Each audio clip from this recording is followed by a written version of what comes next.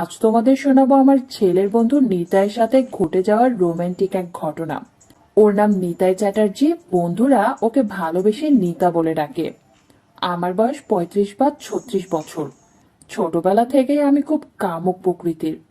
আমি প্রায় 1 বছর আগের একটি ঘটনা বলছি। আমরা গ্রামে থাকি। আমার ছেলে আর ও খুব অল্প দিনের বন্ধু। আমার ছেলের নাম রাহুল। ওকে ইদানিং ব্যবসা সূত্রে বাইরে যেতে হয়। একদিন নিতাইকে রাহুল ফোন করে বলল, নিতা, আমার একটু সাহায্য করতে পারবি? ওপার থেকে নিতাই বলল, কেন পারবো না, কি করতে হবে বল। রাহুল বলল, দেখ না, মার শরীর একটু খারাপ হয়েছে, মাকে একটু ডাক্তার দেখিয়ে আনবি। ও বলল, কেন পারবো না, এখনই যাচ্ছি। আমি তোদের বাড়িতে তোর মাকে আমাদের বাড়ির কাছে স্বাস্থ্যকেন্দ্রে দেখিয়ে এনে তোকে জানাচ্ছি। রাহুল বলল, সে তুই যা ভালো বুঝিস কর। ও এবার আমাদের বাড়ির দিকে রওনা দিল। এই প্রসঙ্গে বন্ধুরা তোমাদের জানিয়ে রাখি আমার সম্বন্ধে। আমার বয়স 37 বছর, সেটা আগেই বলেছি। মাঝারি উচ্চতা, স্বাস্থ্য মোটামুটি ভালো, কিন্তু মোটা নই। গঠন দেখে মনে হবে সারাক্ষণ আগুন জ্বালিয়ে রাখি। আমার প্রতি ওর যে আকর্ষণ ছিল তা নয়, কিন্তু ওর সাথে আমার আকস্মিক ও দীর্ঘায়িত ভালোবাসার সম্পর্কের কথাই আমি আজ বলবো। ও যখন আমাদের বাড়িতে পৌঁছলো তখন আমি ঘরোয়া বেশেই আছি। রুমে ঢুকে আমাকে বলল, কাকিমা। আমি একটু অবাক হয়ে বললাম, আরে নিতা, তুই, কি ব্যাপার? যদিও আমি ওর আসবার কথা জানতাম, তারপরেও একটু অজানার ভান করলাম। নিতাই বলল, রাহুল যে বলল তোমায় ডাক্তার দেখাতে নিয়ে যেতে, আর তুমি এখনো ঘরোয়া বেশেই রয়েছো। নাও নাও, কাপড় চেঞ্জ করে নাও। আমি বললাম, আরে নিতা, আমার পাগল ছেলের কথা ছাড়তো, হঠাৎ আমার একটু অসুবিধা হচ্ছিল তাই। এখন আমি বেশ ঠিক আছি। নিতাই বলল, তা হয় নাকি? রাহুল ভাববে আমি খাটুনির ভয়ে তোমাকে নিয়ে যাইনি। আমি এবার মিষ্টি সুরে বললাম, আরে ও কিচ্ছু ভাববে না, ও একটা আস্ত পাগল ছেলে। নিতাই তবুও বলল, রাহুল যে বলল তোমার কষ্ট হচ্ছে, তাই আমি তোমাকে ডাক্তার দেখাতে নিয়ে যাবই। তার উপর আজ শনিবার, তাড়াতাড়ি না গেলে ডাক্তার শহরে চলে যাবেন। আমি এই শুনে বললাম, সে কথা তো ঠিকই, কিন্তু তোর অসুবিধার কথা ভেবেই আমি না করছি। ও এবার বলল, আচ্ছা তোমার কি কষ্ট হচ্ছে? আমি একটু ইতস্তত করে বললাম, তোকে বলতে পারবো না, খুব অস্বস্তিকর লাগছে। ও এবার কোনো কথা না বাড়িয়ে আমাকে তাগাদা দিল। বেশ খানিকটা পর হেঁটে যেতে হবে এই ভেবেই আমি বললাম, আচ্ছা তুই 1 মিনিট দাঁড়া, আমি শাড়ি পাল্টে আসছি। ও কোনো কিছু মানতে নারাজ, এবার সোজা বলল, তোমাকে শাড়ির চিন্তা করতে হবে না, আগে তুমি চলো। আমি বললাম, তুই 1 মিনিট দাঁড়া না, আসছি লক্ষ্মীটি। এই বলেই পাশের ঘরে ঢুকে পড়লাম। তারপর প্রায় 5 মিনিট পর এসে বললাম, চল, আমার হয়ে গেছে। এইটুকু ধৈর্য তোর নেই? তুইও দেখি রাহুলের মতো আস্ত একটা গাধা। ও এবার ভালো করে দেখলো আমি সেই পুরনো শাড়িটাই পরে রয়েছি, তাই বলল, শাড়ি যখন পাল্টালেই না, তাহলে ভেতরে কি করতে গেলে? আমি খানিকটা লজ্জা পেয়ে বললাম, সে তোর বুঝে কাজ নেই, এখন চল। কথা না বাড়িয়ে হাঁটতে লাগলাম। গ্রীষ্মের রোদ্দুরে ছাতা আর কত রোদ আটকাবে। ভ্যান রিক্সা না পাওয়ার দরুন হেঁটে পুরোটা পথ পাড়ি দিতে হলো। অনেক কষ্টে স্বাস্থ্যকেন্দ্রে যখন পৌঁছলাম তখন ডাক্তারের রোগী দেখা প্রায় শেষ, তাই তাড়াহুড়ো করে ও লাইন দিল।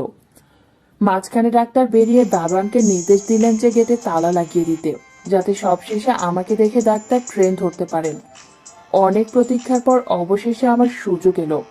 নিতাই আমার সাথে ঢুকতে যাবে এমন সময় আমি বললাম, তুই এইখানেই বস, আমি তোর সামনে ডাক্তারকে বলতে লজ্জা পাবো। ও এবার মনে প্রশ্ন নিয়ে কান খাড়া করে আমার কথা শুনতে লাগলো। রুমে ঢুকেই ডাক্তার আমাকে বলল, আপনার নাম? আমি আমার নাম বললাম। এরপর বয়সের কথা জিজ্ঞেস করলো, আমি সেটাও বললাম। তারপর ডাক্তার জিজ্ঞেস করলো, এবার আপনার কি অসুবিধা হচ্ছে পরিষ্কার করে আমায় বলুন। আমি ইতস্তত করতে লাগলাম।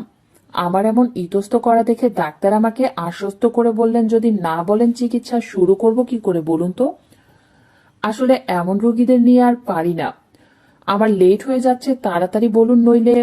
ওদিকে নিতাই খরগোশের মতো কান খাড়া করে রইল, আমি তা বুঝতে পারলাম না।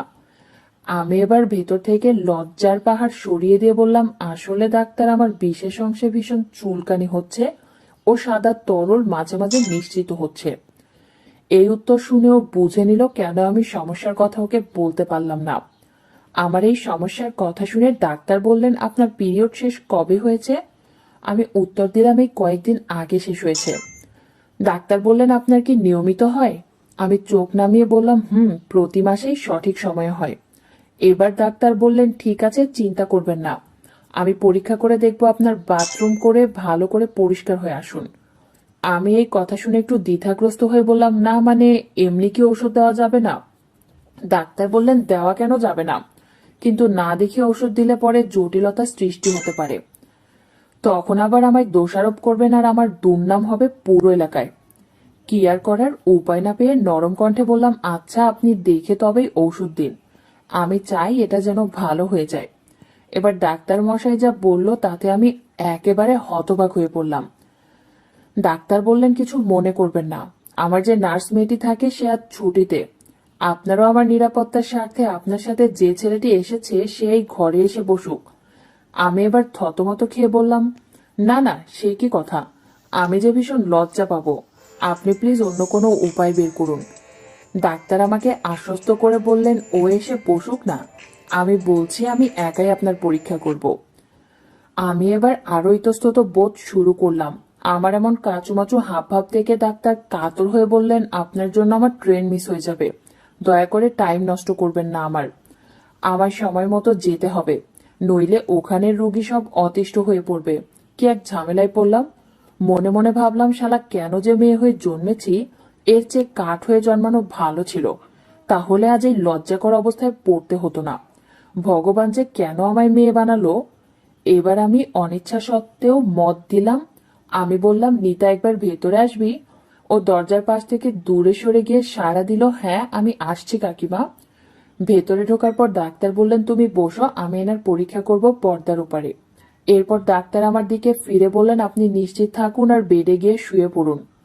ও এমন জায়গায় বসেছিল যে শতজীর্ণ পর্দা থাকা সত্ত্বেও বেড প্রায় পরিষ্কার দেখা যাচ্ছিল, কারণ বেডের পাশে জানলা ছিল পরীক্ষার সুবিধার্থে। ও দেখলো আমি পর্দার আড়ালে গিয়ে ইতস্তত করে আস্তে আস্তে শাড়ি গুটিয়ে নিলাম। কিছুক্ষণ পরে ডাক্তার বলল, আসলে আপনার নিয়মিত না করার ফলে সংকুচিত হচ্ছে, আপনি স্বামীর সাথে নিয়মিত সম্পর্ক স্থাপন করুন, আর আপনি এত চুল রাখবেন না, তাতে আপনারই অসুবিধা হবে। আমি ওষুধ লিখে দিচ্ছি, নিয়মিত খেলে আপনার অসুবিধে দূর হয়ে যাবে, আর ওসবের পরিবর্তে দামি ওষুধ খাবেন, এতে আপনাদের আরো আনন্দময় হবে।